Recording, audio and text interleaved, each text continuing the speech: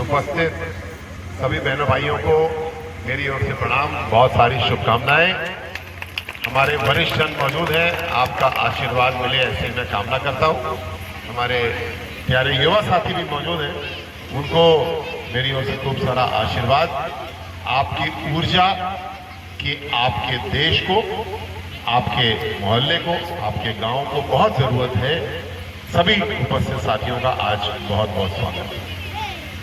मंचासीन हम सब के बहुत ही लोकप्रिय, बहुत ही प्यारे श्री वीर सिंह भदौरिया जी भाई साहब, आदरणीय जिलाध्यक्ष भारतीय जनता पार्टी, हमारे ब्लॉक प्रमुख प्रतिनिधि श्री अवनीश जी भाई साहब, हमारे मंडल अध्यक्ष पुष्कर जी, आदरणीय विवेक पाठक जी भाई साहब, आदरणीय शैलेंद्र द्विवेदी जी, हमारे ग्राम प्रधान प्रतिनिधि शेर सिंह जी भाई साहब, आदरणीय सत्येंद्र जी, आरएस भाई साहब, रजनीपाल जी, आदरणीय श्री राम प्रकाश अरुण जी भाई साहब, हमारे सौरभ जी, उपस्थित सभी साथियों, उदय भैया। आज सबसे पहले मैं आपको बधाई दूं कि आपके ठीक पीछे एक कूड़ा प्रबंधन केंद्र बनाया गया है, आरआरसी इसका नाम है। आप सबको बहुत बधाई और बहुत सारी शुभकामनाएं इसके लिए।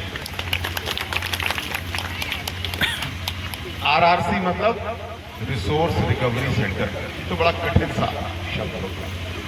मोदी जी ने इस बात को समझा कि अगर कूड़े का सदुपयोग किया जाए तो वो कूड़ा नहीं है, वो कंचन है। और ये हमारा केंद्र कूड़े से कंचन का केंद्र है।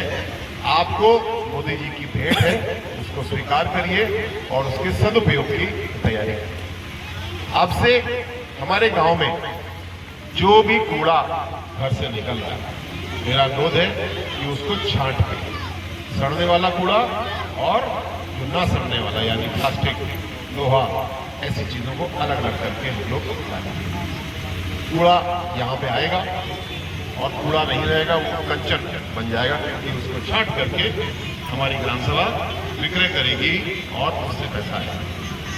काफी सारा पैसा आ जाता है, लेकिन जितने कर्मचारी लगते हैं कुछ पैसा कम भी पड़ जाता है।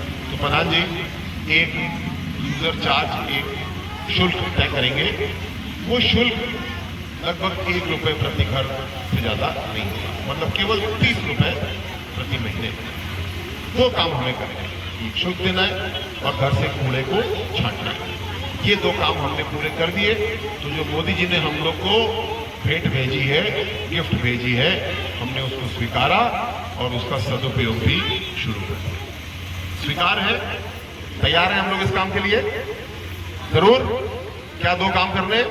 कूड़ा छांटना है और जो यूजर चार्ज है वो हम लोग को देना है। प्रधान जी मैं चाहूंगा बहुत अच्छे से, पूरी गंभीरता से इस व्यवस्था को हम लोग लागू करें।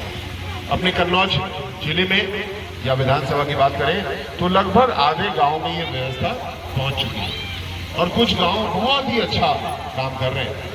खासकर एक वीडियो आप देखेंगे, मेरे सोशल मीडिया पे है, उदयपुर गांव का, जहां पे प्रधान जी ने गांव में सब लोगों ने मिलकर के आरआरसी की व्यवस्था को बहुत अच्छे से, क्षमा चाहूंगा, कूड़े से कंचन की व्यवस्था को बहुत अच्छे से लागू किया और पूरे गांव को चमाचम करने में सफल।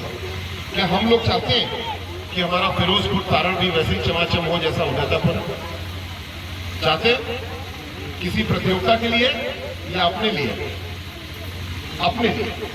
जब कोई प्रतियोगिता होगी तो वहां भी हम नंबर 1 पे खड़े होंगे, लेकिन वो अलग बात 2 साल में एक बार होती है। हम तो अपने गांव को, अपनी गली को रोज देखते हैं, अपनी खुशी के लिए, अपनी सफाई के लिए, अपने गांव को हम लोग को स्वच्छ रखना है। इस हिसाब से हम लोग को काम करना है। मुझे ये भी खुशी है कि जहां हम लोग बैठे हैं, खड़े हैं, यहाँ पे एक पार्क बनाने की तैयारी है।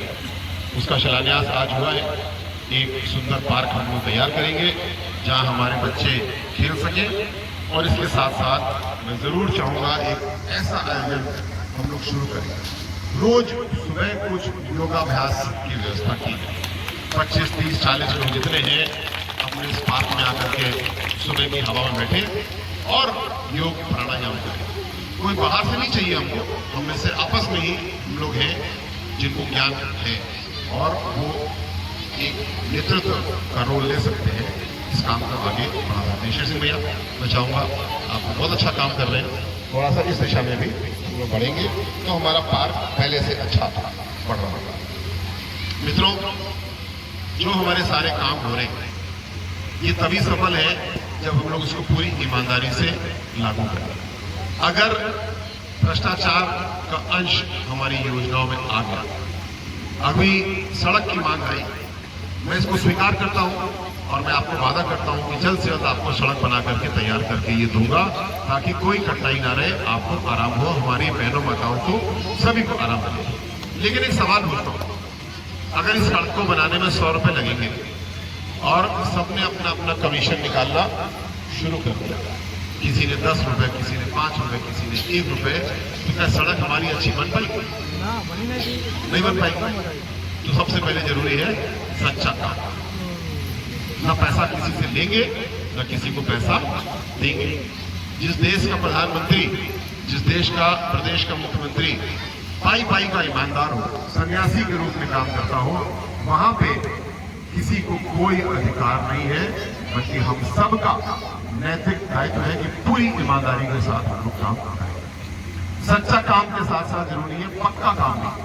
सड़क तो दे दी, लेकिन जब गिट्टी डालने का नंबर आया तो गिट्टी ठीक से डाली नहीं, उसकी कुटाई नहीं की ठीक से, या उसका मिक्सचर ठीक नहीं बनाया, तो सड़क हमारी चलेगी, एक बारिश में टूट जाएगी, जैसा आपने देखा होता है। तो अपने काम को ईमानदारी से भी करना है और पूरी विशेषज्ञता के साथ करना है। जो काम जैसे निर्धारित बनाया गया है वैसे ही हम लोग को करना है। आदरणीय वीर सिंह भैया, हम सब लोग मिल करके भ्रष्टाचार के खिलाफ लड़ाई लड़ रहे हैं, क्योंकि ये हमारा पैसा है जो हम टैक्स में देते हैं, हमको पूरा पैसा जमीन पे चाहिए। कोई बीच में गड़बड़ी करेगा ये हमको स्वीकार नहीं है। क्या ये भ्रष्टाचार की लड़ाई हम लोग लड़े या ना लड़े? लड़े? आप लोग बताओ, आप तैयार हैं? क्योंकि जब हम भ्रष्टाचार पे कार्रवाई करते हैं तो बहुत लोग बिलबिलाते भी हैं, कई हमको समझाते हैं कि नहीं नहीं ऐसे नहीं किया जाता है, आप चुनाव हार जाओगे, ऐसे मत करो, लोग नाराज हो जाएंगे। ऐसा होता है क्या? भ्रष्टाचार की लड़ाई लड़ना है कि नहीं लड़ना है? ये हमको खाने देगा साथ नहीं? पक्की बात, हम और आप साथ हैं? पक्की बात? तो फिर हमारा हौसला भी बढ़ जाता है। इस बात से हम लोग को मिल करके मैं अनुरोध करूंगा, जो मोदी जी बोलते हैं ना खाऊंगा और ना खाने दूंगा, हमको तय करना है, ना मैं पैसे लूंगा, ना मैं किसी को दूंगा, ना मैं किसी को लेने दूंगा। तीनों काम नहीं होने देंगे। ईमानदारी की व्यवस्था के साथ हम लोग को काम करना है। मेरे साथ साथ ये भी अनुरोध है कि आज अभी कार्यक्रम के बाद आप मुझे गांव भ्रमण के लिए चलेंगे। जो सड़क वाली बात बताई या और भी कहीं कोई समस्या है तो कोई जल्दी नहीं, जितनी देर आप कहेंगे मैं आपके पास हूँ।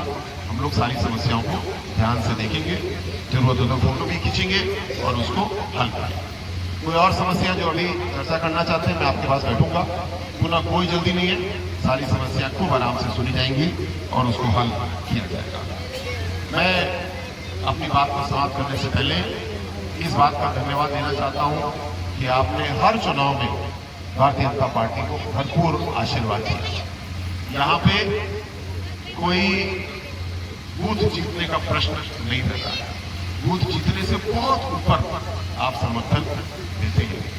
2022 में जब पुलिस की नौकरी छोड़ करके मैं कानपुर से आया, अपने घर आया, अपने अपनों के बीच आया और चुनाव में आपने उतारा, तो मैंने जब देखा, जब डिब्बा खोला हमारा, तो करीब 75% वोट एक तरफा भारतीय जनता पार्टी को आपके प्रत्याशी के रूप में मुझको आपने दिए।